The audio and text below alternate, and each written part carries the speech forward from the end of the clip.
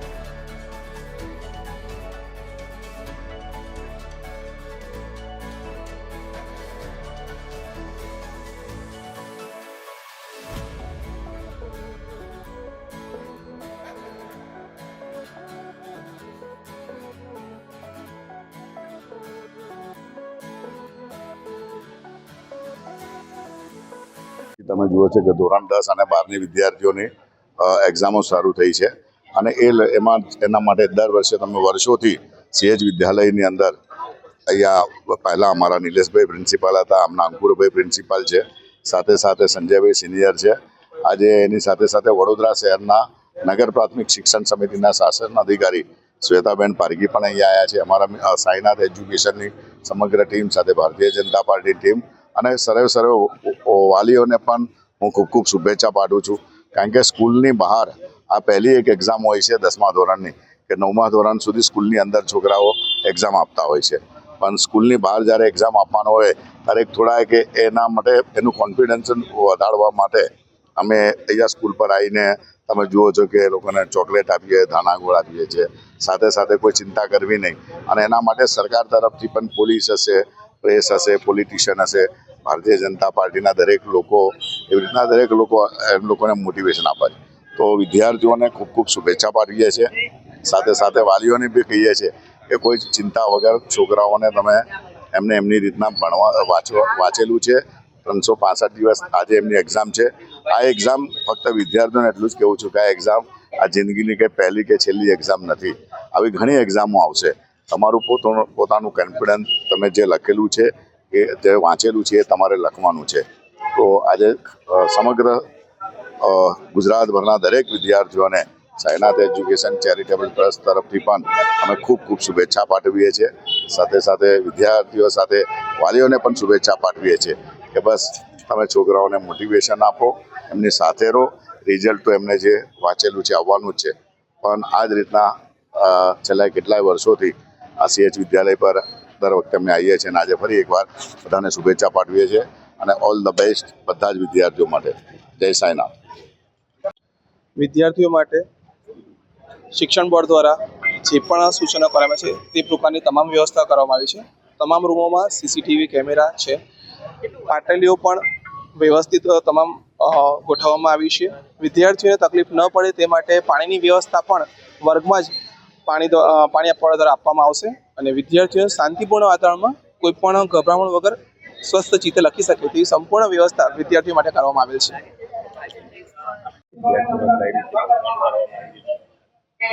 આજથી ધોરણ 10ની પરીક્ષા ચાલુ થઈ રહી છે.